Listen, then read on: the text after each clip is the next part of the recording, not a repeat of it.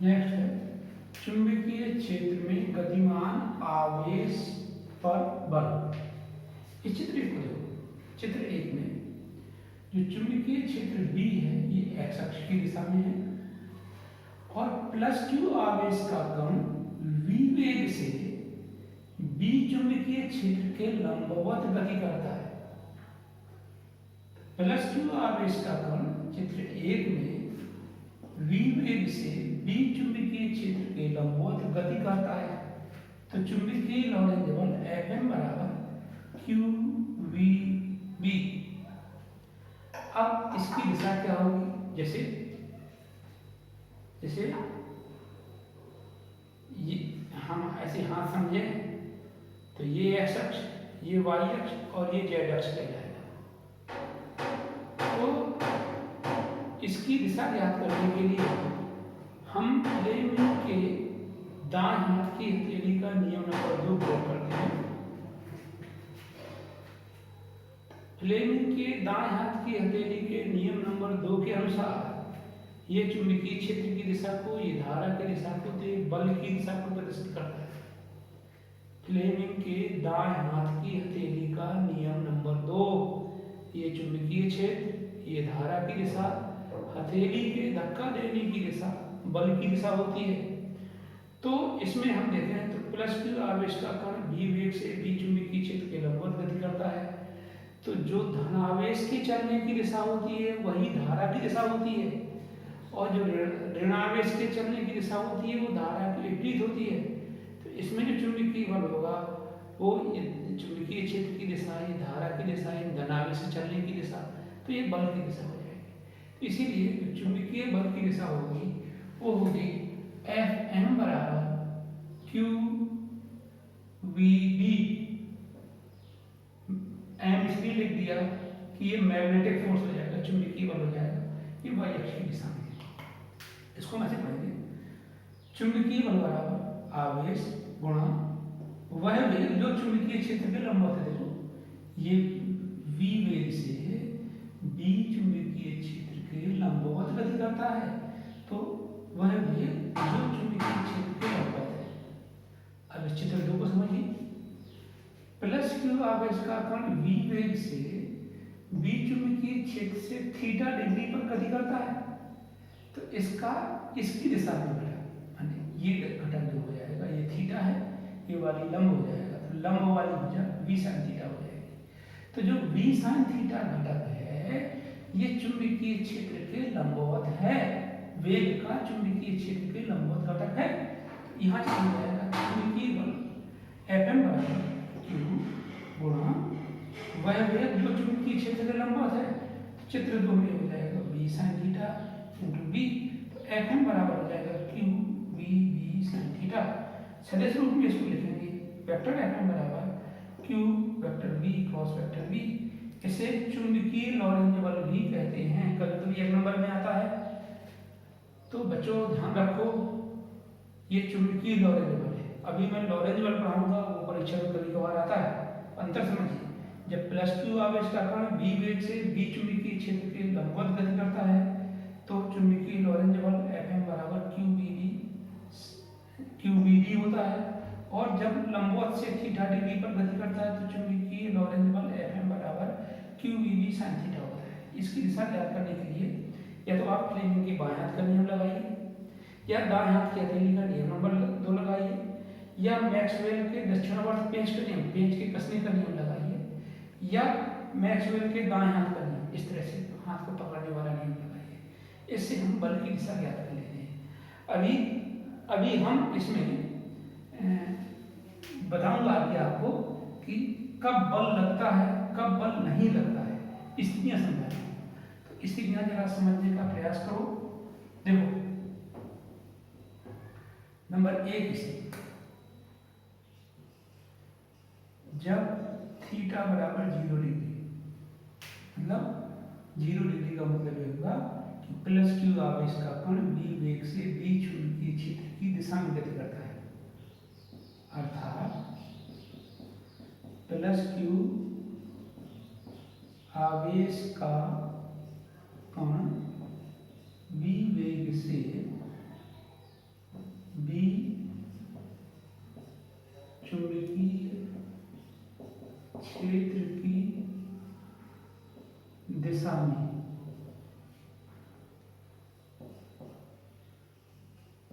गति करता है। तो चुंबकीय बल देखिए Fm बराबर हो जाएगा Q V B sine zero. Sine zero का मान जीरो होता है तो जीरो हो जाएगा। दूसरा, दिशा में गति करता है या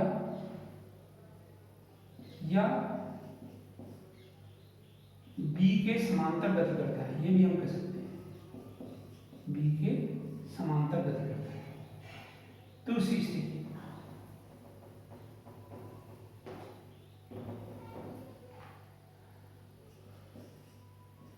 थीटा बराबर 90 डिग्री का मतलब प्लस क्यू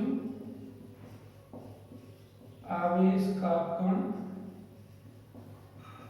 बी के लंबवत गति करता है।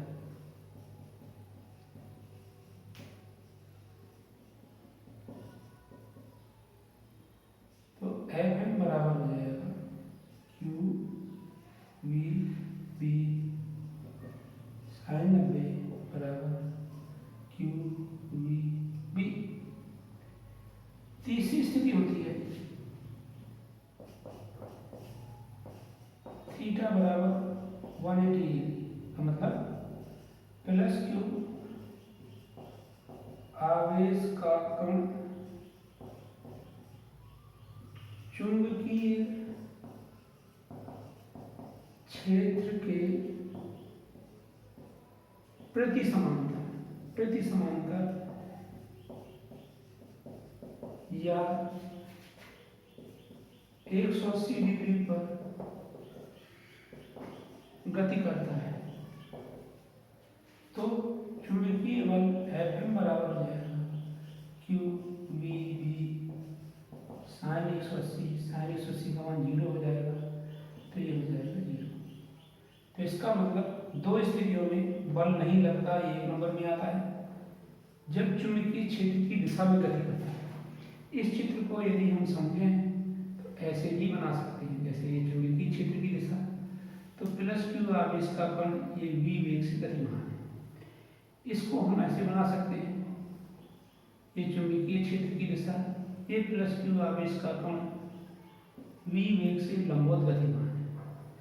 इसका चित्र ऐसे हो जाएगा, ये चुंबकीय क्षेत्र की दिशा, ये प्लस क्यू आवेश का कण, प्लस क्यू छोटा बन रहा है, प्लस क्यू आवेश का कण v वेग से चुंबकीय क्षेत्र की विपरीत दिशा में या 180 डिग्री पर गति करता है। तो दो स्थितियों में बल नहीं लगता। किन स्थितियों में? जब आवेशित कण चुंबकीय क्षेत्र की दिशा में या समांतर गति करता है या चुंबकीय क्षेत्र की विपरीत दिशा में 180 डिग्री को विपरीत दिशा में गति करता है या फिर समांतर गति करता है। साइन 90 का अधिकतम मान 1 होता है। तो आवेशित कण पर लगने वाला बल अधिकतम तभी होता है जब आवेशित कण चुंबकीय क्षेत्र की लंबवत गति करता है। तो ये होगी स्थितियां। अब बताता हूँ चुंबकीय लॉरेंज बल। नेक्स्ट बच्चों, लॉरेंज बल। लॉरेंज बल क्या होता है? जब वैद्युत क्षेत्र और चुंबकीय क्षेत्र एक साथ कार्य करें और वहां पर आवेशित कण भी हो, तो उस स्थिति में आवेशित कण पर लगने वाले परिणामी बल को लॉरेंज बल कहते हैं। जैसे इसमें प्लस क्यू आवेश का कण वैद्युत क्षेत्र E व चुंबकीय क्षेत्र B में है, तो वैद्युत बल Fe बराबर QE, इसकी दिशा आप जानते हो। चुंबकीय बल Fm बराबर Q V क्रॉस B। परिणामी बल दोनों के सदिश योग के बराबर होता है। F बराबर vector Fe plus vector Fm। Vector Fe का मान QE plus QV cross B, Q common लेंगे, E plus V cross B। इसे लॉरेंज बल कहते हैं। ये कहलाता है लॉरेंज बल। ये जो परिणामी बल है ये लॉरेंज बल कहलाता है। और इसे हम जो पहले बताया था, ये वाला फार्मूला, ये वाला, इसे हम चुंबकीय लॉरेंज बल कहते हैं। इसे चुंबकीय बल या चुंबकीय लॉरेंज बल कहते हैं। तो ध्यान रखिए, एक एक नंबर में बार बार आता है। तो ये चुंबकीय बल या चुंबकीय बल कहलाता है Fm बराबर QV sin थीटा, और लॉरेंज बल परिणामी बल कहलाता है। अब आता है वेग फिल्टर कैसे करते हैं। जैसे हम चाय को छानते हैं तो चाय में दूध और पानी और उसका जो लिक्विड है वो एक साथ बाहर निकल जाता है, शेष एक साथ बचता है। तो वैसे एक स्थिति इसमें ऐसी होती है कि जब गतिमान आवेशित कण, तो आवेशित कण गतिमान है, वह कैसे गति करे, परस्पर लंबवत वैद्युत क्षेत्र व चुंबकीय क्षेत्र में गति करे। ऐसी दिशा में गति करे कि चुंबकीय क्षेत्र परस्पर, वैद्युत क्षेत्र और चुंबकीय क्षेत्र परस्पर लंबवत गति करता है। और जब आवेशित कण पर लगने वाला परिणामी बल शून्य होता है तो इस स्थिति में आवेशित कण अविक्षेपित या सीधे निकल जाता है। तो ऐसी व्यवस्था को वेग फिल्टर कहते हैं। अब यदि मैं चित्र बनाता हूं तो आप ध्यान से देखो, जैसे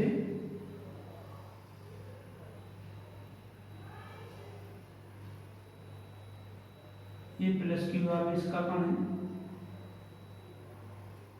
ये ऐसे v वेग से गति करेगा, v वेग से गति करेगा।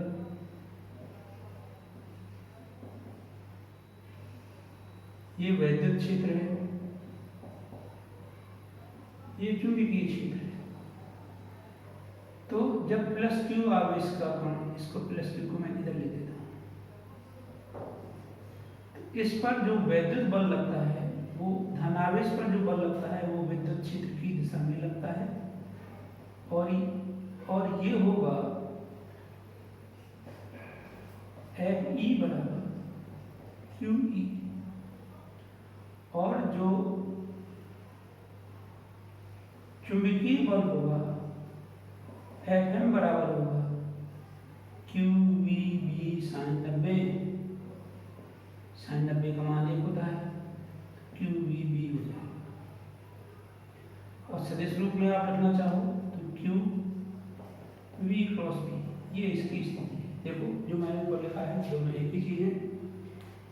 जब आवेशित कण परस्पर लंबवत वैद्युत क्षेत्र व चुंबकीय क्षेत्र, देखो E और B परस्पर लंबवत हैं और आवेशित कण V वेग से B चुंबकीय क्षेत्र के लंबवत गति करता है। ध्यान से देखो, जो ये आवेशित कण की गति की दिशा है, ये वैद्युत चुंबकीय क्षेत्र की दिशा है, z अक्ष की दिशा। चुंबकीय बल नीचे की ओर लगेगा। ये फ्लेमिंग के दाहिने हाथ की हथेली का नियम नंबर 2, ये चुंबकीय क्षेत्र की दिशा, ये धारा की दिशा। तो देखो जैसे प्लस क्यू आवेश इस तरफ चल रहा है तो यही धारा की दिशा होगी। ये चुंबकीय क्षेत्र है z अक्ष की दिशा में, चुंबकीय बल Fm बराबर QVB होगा। और जो वैद्युत बल है वो धनावेश पर बल विद्युत क्षेत्र की दिशा में लगता है, तो ये विद्युत क्षेत्र की दिशा y अक्ष की दिशा में, तो वैद्युत बल Fe बराबर QE होगा। तो इस स्थिति में आवेशित कण बिना विक्षेपित हुए, फिल्टर का मतलब है बिना विक्षेपित हुए सीधे निकल जाता है, तो ऐसी व्यवस्था को वेग फिल्टर कहते हैं। तो इसमें आवेशित कण परस्पर, तो इस स्थिति में आवेशित कण पर परिणामी बल शून्य होता है। परिणामी बल शून्य होता है, इसका मतलब ये होगा कि वैद्युत बल और चुंबकीय बल दोनों बराबर होते हैं अदिश रूप में। तो यही है, जब गतिमान आवेशित कण परस्पर लंबवत वैद्युत क्षेत्र व चुंबकीय क्षेत्र के लंबवत प्रवेश करता है तो इस पर लगने वाला, जब आवेशित कण पर लगने वाला परिणामी बल शून्य है या आवेशित कण अविक्षेपित, अविक्षेपित का तात्पर्य है सीधे, अविक्षेपित का तात्पर्य सीधे निकल जाता है, निकल जाए, तो ऐसी व्यवस्था को वेग फिल्टर कहते हैं। फिर देखो परिणामी बल F बराबर वैद्युत बल प्लस चुंबकीय बल QE plus QV cross B। वेग फिल्टर में परिणामी बल शून्य होता है, परिणामी बल शून्य होता है, परिणामी बल F बराबर हो जाएगा 0, तो 0 बराबर QE plus QV cross B। तो हम Q दोनों में से कॉमन लेंगे तो एक इधर आएगा, ऋण का हो जाएगा, Q से Q कट जाएगा, तो E बराबर माइनस B क्रॉस B सदिश रूप में ये हो जाएगा। अब अदिश रूप में देखो V और B परस्पर लंबवत हैं, तो अदिश रूप में E बराबर BB, E बराबर BB sin 90 के बी क्रॉस बी, बी और बी के बीच में 90 डिग्री का कोण है। आवेशित कण x अक्ष की दिशा में गतिमान है और ये ऐसा चुंबकीय क्षेत्र z अक्ष की दिशा में है, तो x अक्ष और z अक्ष परस्पर लंबवत होती है, तो E बराबर हो जाएगा v sin 90 का मान होता है, E बराबर v तो वेग v बराबर E बटे v। इसका मतलब ये होगा कि जब वैद्युत क्षेत्र और चुंबकीय क्षेत्र का अनुपात उस आवेशित कण के वेग के परिमाण के बराबर होता है, तो इस स्थिति में आवेशित कण बिना विक्षेपित हुए सीधे निकल जाता है। इस स्थिति में आवेशित कण बिना विक्षेपित हुए सीधे निकल जाता है। अब इसे सीधे देखो, यदि वेग E बटे v से कम है, इसका मतलब इसका मान ज़्यादा है, इसका मान ज़्यादा तभी होगा जब ऊपर वाले का मान ज़्यादा हो, तो आवेशित कण ऊपर वाले की ओर, ऊपर वाले मतलब वैद्युत क्षेत्र की ओर विक्षेपित होगा, वैद्युत क्षेत्र की ओर विक्षेपित होगा।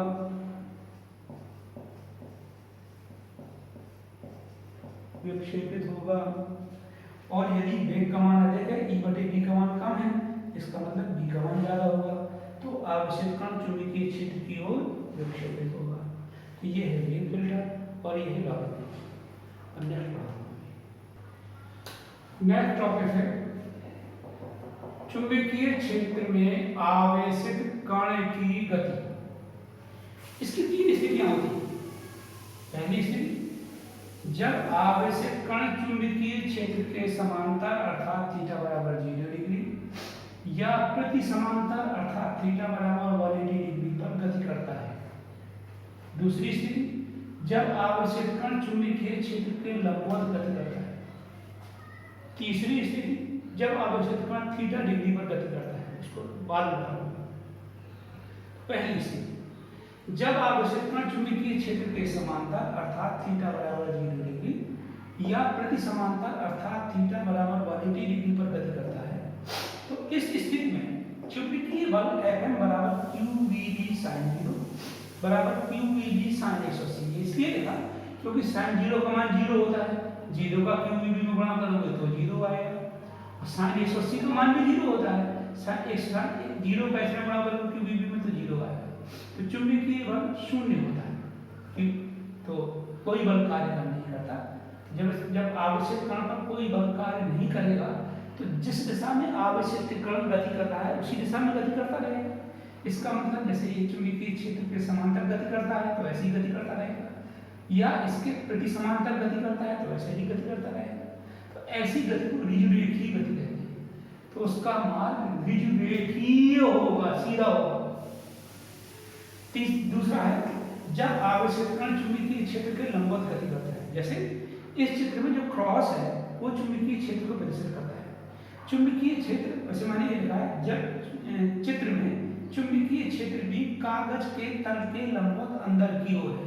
यहाँ पे मेरा ब्लैक बोर्ड है, ब्लैक बोर्ड में पढ़ा रहा हूँ, तो चुंबकीय क्षेत्र भी ब्लैक बोर्ड के लंबवत अंदर की ओर है। तो यहाँ पर चुंबकीय क्षेत्र की दिशा ये है। आप चूंकि कागज पर कार्य करोगे तो यहाँ ब्लैक बोर्ड ना लिख करके कागज लिखोगे, इसलिए मैंने कागज को सीधे लिख दिया, कहीं आप कंफ्यूज ना हो। तो जब चुंबकीय क्षेत्र भी कागज के तल के लंबवत अंदर की ओर है, इसमें प्लस q आवेश का कण v वेग से, प्लस q आवेश का कण v वेग से b चुंबकीय क्षेत्र के लंबवत बिंदु P पर प्रवेश करता है। प्लस q आवेश का कण v वेग से b चुंबकीय क्षेत्र के लंबवत प्रवेश करता है। लंबवत